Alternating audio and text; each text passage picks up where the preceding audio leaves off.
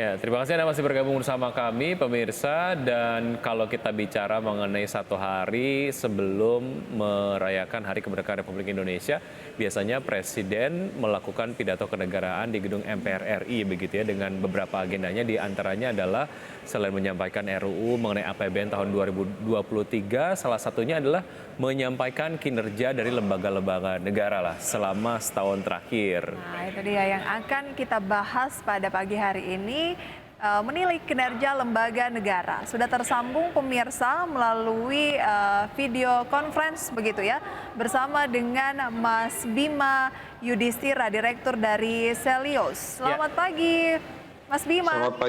Selamat pagi Mbak, Mas. Apa kabar Mas Bima? Terima kasih sudah bergabung Ya, bersama kami. kabar baik. Baik, Mas Bima, ini yang menarik, Presiden nanti akan sampaikan secara kinerja lembaga-lembaga negara begitu sekitar pukul 10-an lah.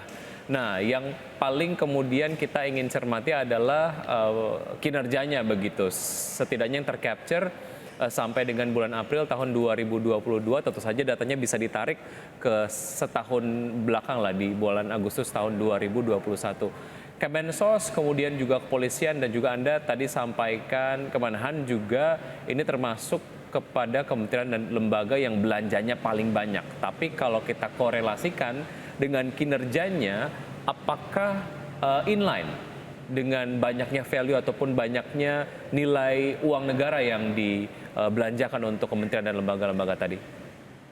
Ya, jadi ada 5 kementerian lembaga ini sampai dengan bulan Juni 2022 dari data Kementerian Keuangan yang belanjanya ini paling besar secara nominal. Ada Kemenhan, Kepolisian, kemudian ada Kementerian PUPera terkait dengan pembangunan infrastruktur, kemudian ada Kemenkes, justru Kementerian Kesehatan ada di atas Kemensos, ini yang menariknya. Jadi masih cukup tinggi anggaran untuk kesehatan, ada 54,6 triliun, versus Kemensos itu 40,8 triliun serapannya sampai dengan bulan Juni. Nah, jadi kalau kita melihat postur anggaran dari kementerian lembaga, terutama 5 yang paling tinggi, ini terlihat sekali bahwa pemerintah masih fokus terutama soal pandemi. Meskipun serapannya kalau dibandingkan dengan tahun sebelumnya sampai dengan Juni juga, Kemenkes itu serapannya jauh lebih rendah. Tapi tetap ada perhatian soal pandemi.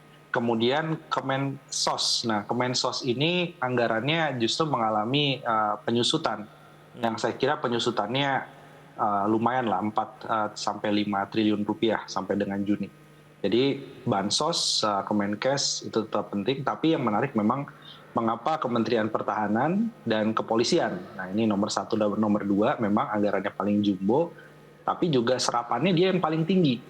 Jauh lebih tinggi daripada tahun sebelumnya. Nah, ini mungkin pemerintah mempertimbangkan juga ya, ada aspek geopolitik nih, apalagi ada yang sedang bergejolak di Taiwan, kemudian di Laut Cina Selatan, mungkin menjadi perhatian juga dan mendekati pemilu 2024, jadi ada persiapan soal keamanan dan pertahanan.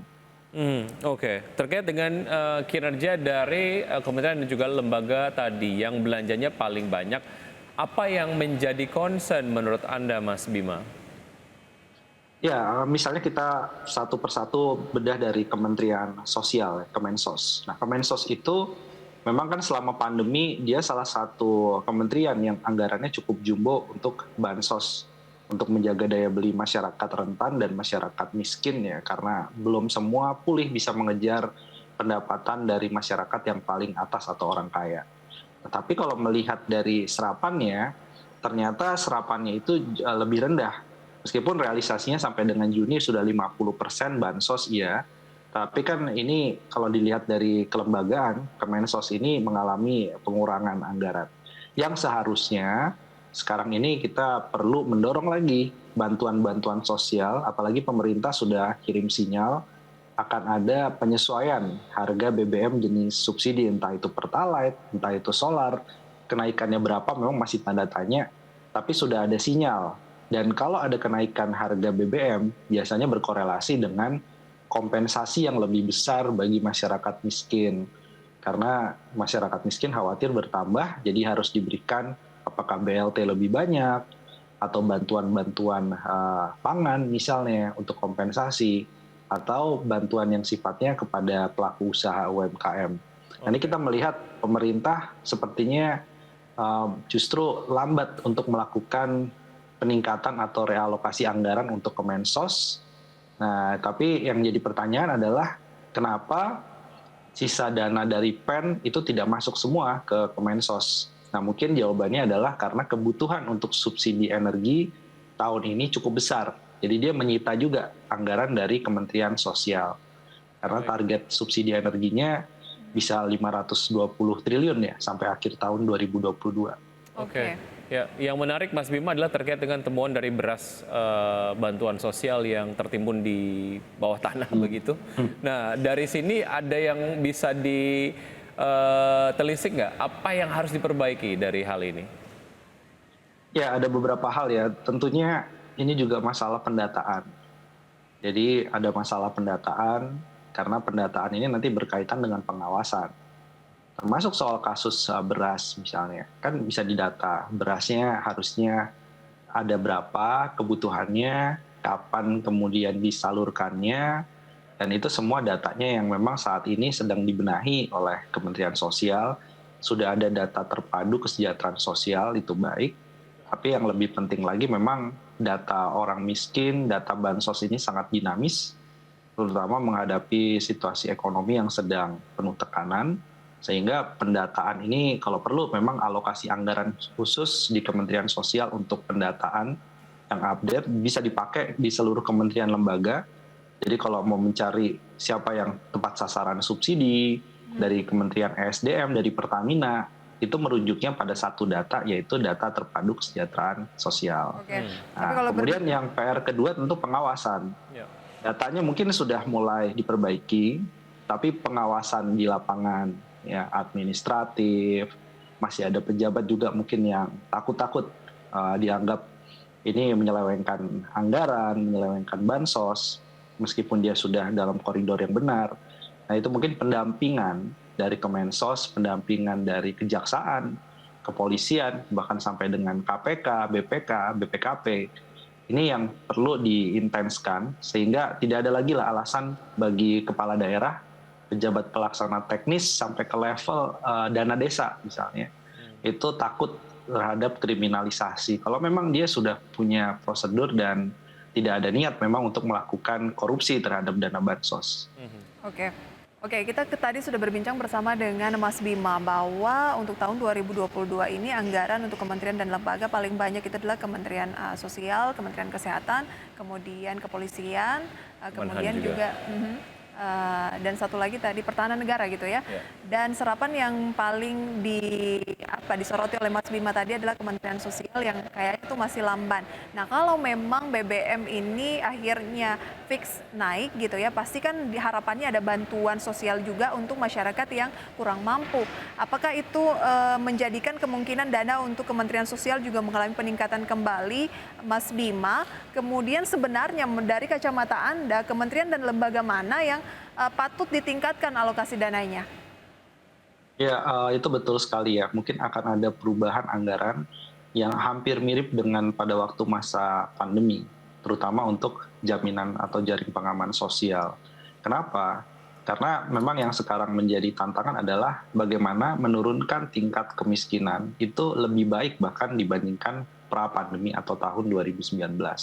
Nah, sekarang sepertinya susah sekali gitu untuk menurunkan angka kemiskinan, dan opsinya adalah kalau BBM naik orang miskin bertambah, kalau orang miskin nggak mau bertambah maka otomatis anggaran di Kemensos spesifik adalah bantuan sosial mau tidak mau di 2 kali lipatkan, bahkan lebih besar mungkin daripada pada masa pandemi.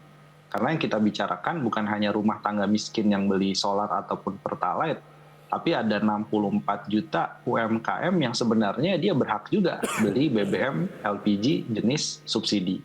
Nah, ini yang mungkin akan ada perombakan ulang anggaran, tapi kan pemerintah dibekali dengan undang-undang darurat, ya. Undang-undang 2 tahun 2020 itu masih berlaku. Jadi sampai tahun 2022 pemerintah bisa utak-atik anggaran secara cepat. Nah, ini yang saya perhatikan untuk mengisi tadi dari mana anggaran untuk bansos lebih besar, sementara subsidi energinya juga masih membengkak. Ini yang sudah mulai kelihatan adalah belanja dari Kementerian PUPR atau Kementerian PU ini menurunnya signifikan. Dari tahun 2021 sampai Juni dia serapannya 51,3 triliun, ini tinggal 31,3 triliun. Jadi ada semacam instruksi ya kalau dilihat dari pola anggaran ini bahwa beberapa PSN dicoret dulu, beberapa proyek strategis nasional dicoret dulu, dan tidak menutup kemungkinan sebenarnya ibu kota negara atau IKN pun juga akan ada penyesuaian atau bahkan ditunda dulu. Jadi beberapa mega proyek itu dikeluarkan dari PSN, dan kemudian untuk PSN yang existing itu pun juga mungkin akan ada selektif mana yang harus ditambah karena cost overrun-nya naik, mana yang kemudian harus ditunda dulu.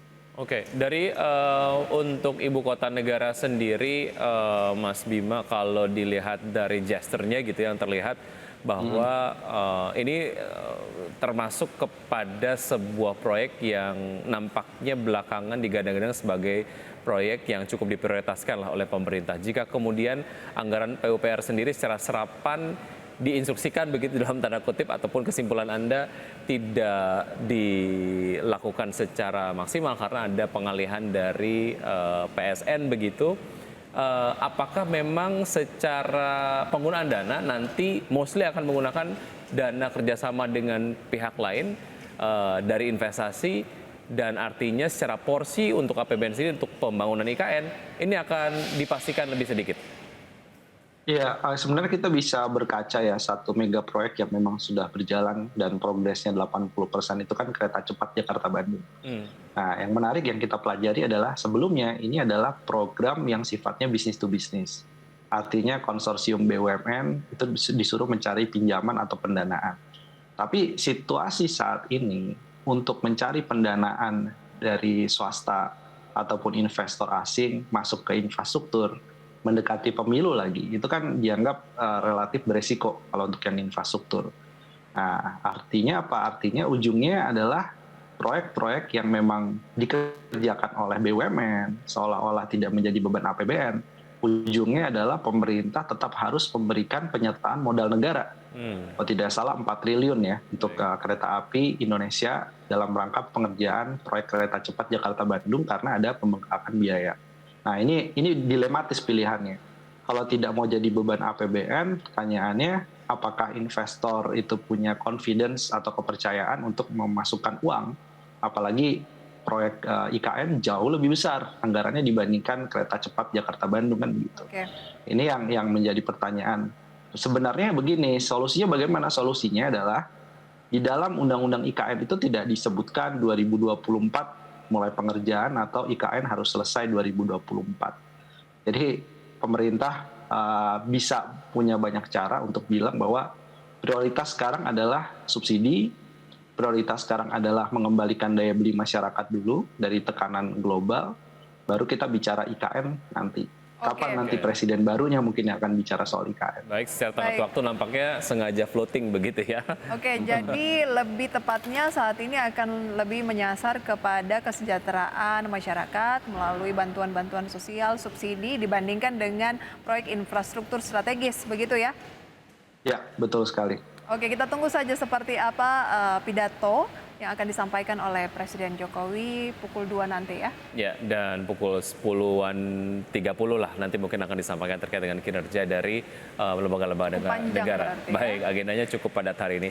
Mas Bima, terima kasih sudah berbincang bersama kami. Sukses untuk Anda, sampai jumpa, sehat selalu. Selamat pagi. Terima kasih, selamat pagi. Dan pemirsa, sudah 90 menit kami menemani Anda dalam Power Breakfast. Ya, semoga pembahasan hari ini dapat menjadi referensi dan sumber informasi untuk Anda. Tetap perbarui informasi Anda hanya di IDX Channel, the trustworthy business and economic capital market channel. Dan untuk mendorong bermunculannya inovasi unggul dalam ekonomi hijau dan sebagai wujud apresiasi terhadap produk inovasi berbasis keberlanjutan, IDX Channel tahun ini kembali mengadakan IDX Channel Anugerah Inovasi Indonesia dengan tema Fostering Sustainable Innovation in Economic Recovery yang akan ditayangkan pada hari Kamis 25 Agustus 2022 pukul 19 waktu Indonesia Barat, tentunya hanya di IDX Channel. Dan informasi ini akan menutup perjumpaan kita pagi ini. Saya Prisa Sompodatu. Saya Wiki Adrian. See you in the morning. Selamat datang di IDX Channel Anugerah Inovasi Indonesia 2022. IDX Channel Anugerah Inovasi Indonesia. The most innovative company.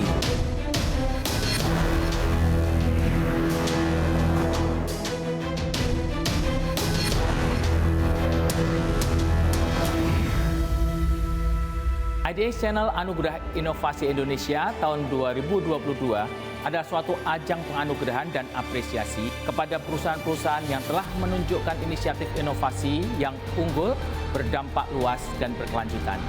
Saksikan IDX Channel Anugerah Inovasi Indonesia 2022 hanya di IDX Channel.